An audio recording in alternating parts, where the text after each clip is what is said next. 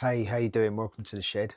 In this video, I want to talk about what it is to be a multidisciplinary creative or a multi-skilled creative designer, illustrator, book cover designer, because my path's been pretty winding since, I left uni, studied illustration, visual communication design at university.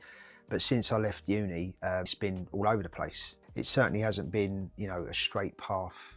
And if, as a designer or a creative, if you feel like your career path has been pretty scattered and all over the place as well, then this video is for you. Yeah, so I studied illustration at university, and I guess I sort of naively thought, well, yeah, that's me now, right? Like I'm all in on illustration. But the reality of it was I've ended up doing all sorts of stuff. But primarily for like 20 odd years, I ended up laying out sort of massive documents for construction and fit out and refurb, design and build companies.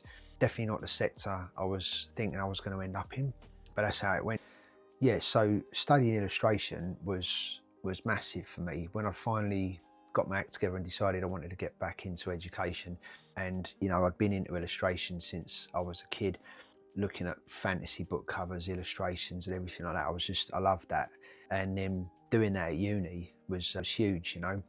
Final major project are based on Lewis Carroll's Jabberwocky poem, which I'd loved since I was a kid, and I was like, right, now's a chance to do this little animation based around that poem. I did a graphic design BTEC national diploma at college when I was like 17, 18, and then from there just did all sorts of stuff in between.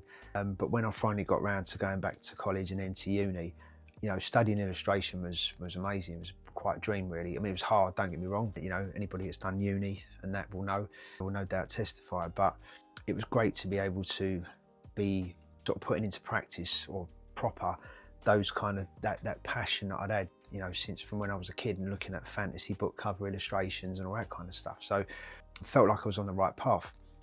But of course, life just doesn't go like that, does it? So came out of uni, and the first proper job, if you like, I had working in London was in the corporate sector, working for constructions and a fit out company and who do design and build and stuff. So next thing I know, I'm doing corporate documentation, which kind of wasn't what I signed up for, but that's how the cards kind of fell, and I wasn't going to turn my nose up at the work. And it was a great experience, and the wheels were kind of in motion, and that was the path for me for a long time. So yeah, the point being that life happens, right? And we've got the direction we want to go in, but sometimes it just doesn't work out like that. It's never a clear trajectory, is it?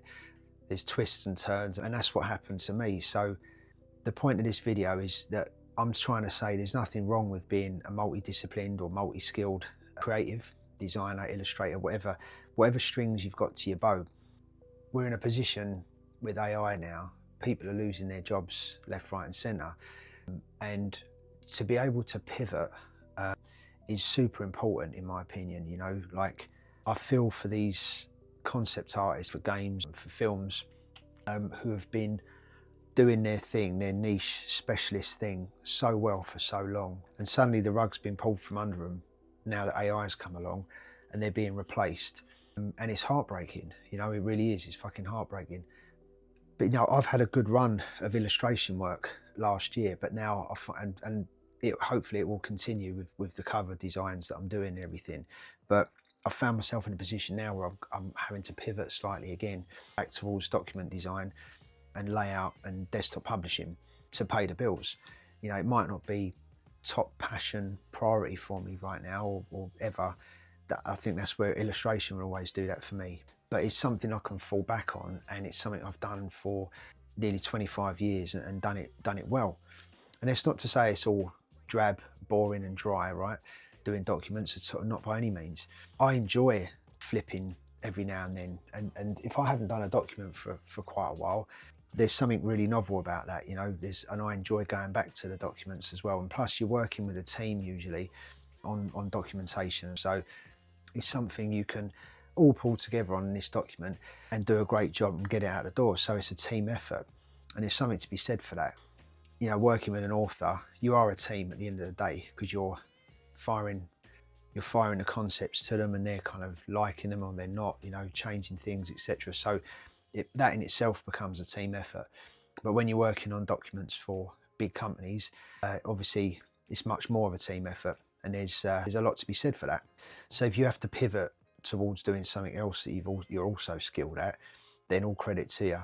Don't worry about it too much if you are a bit of a generalist. If you have got all these strings to your bow, you can do a bit of logo design, you can do documents, you can do illustration work, whatever it might be. Even if you've got two things that you can do and do well, then embrace that, right?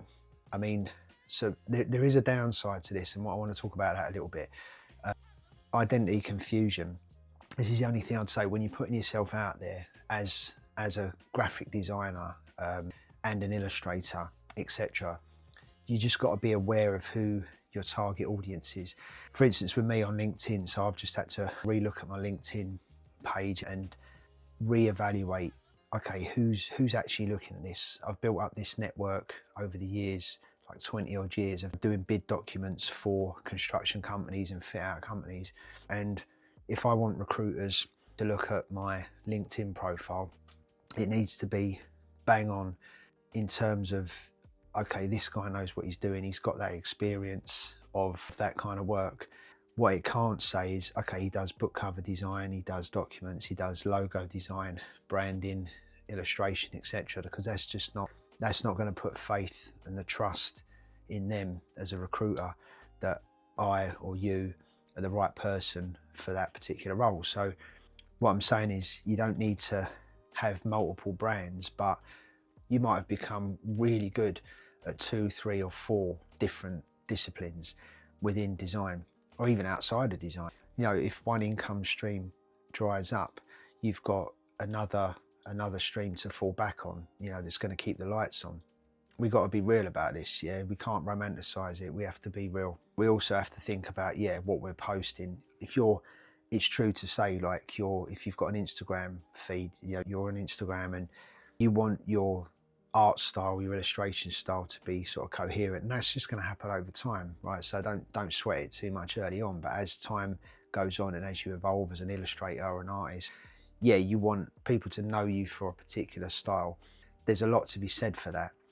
But the flip side of that coin is I believe there's a lot to be said for being a generalist and being able to turn your hand to different things. Be multi-dimensional, right? Without sounding too Star Trek about it. If you've got all these different talents, let's say, embrace them. Maybe that's your edge, right? All the gurus say, you know, the internet gurus say niche down, depending where you are. There's a lot of sense in that. But at the same time, I'd rather build a layered career over time and have different skills I can draw upon than sort of push myself into a box. And I think about opportunities I would have missed if I had just stayed, no, I'm just an illustrator, I'm just a fantasy illustrator or a sci-fi illustrator, that's all I do. I'd have missed out on loads of opportunities down over the years, you know, and missed out on meeting loads of great people. So yeah, I just want to leave you with that. It's just something to think about. If you are feeling a bit scattered, a bit all over the place with the work that you've done in the past or where you are now, don't sweat it. It could be your strength, yeah?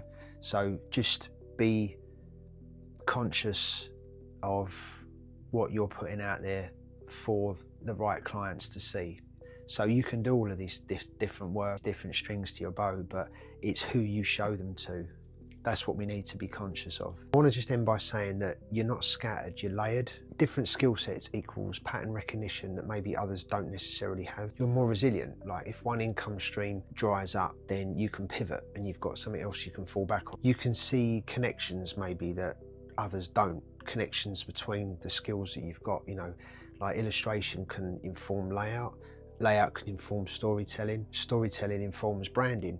You know, they can all work together. And I mean, one classic example of that is obviously, you know, book cover design, or if you're an illustrator and you're also a designer, then you're thinking about text, you're thinking about where the title's going to go, where the author name's going to go as you're doing that illustration. So that's just sort of one example of how they can work in harmony. So your edge might be synthesis, not specialisation. You can see connections, you know, where others can't, like I say. So if you're feeling stuck between lanes, you don't know whether to niche down or, you know, embrace your range of skills that you've got. I've opened up a few try saying that. I've opened up a few free 30-minute chats. Feel free to hit the link in the description, the Calendly link, and we can talk. There's no pitch, it's just clarity. Yeah, it's just a free, no obligation conversation that we can have. There's a few slots available. So yeah, are you trying to force yourself into one particular lane right now? Wherever you're at in your career, drop something in the comments. I'd love to hear from you. Till next time, take it easy, talk soon.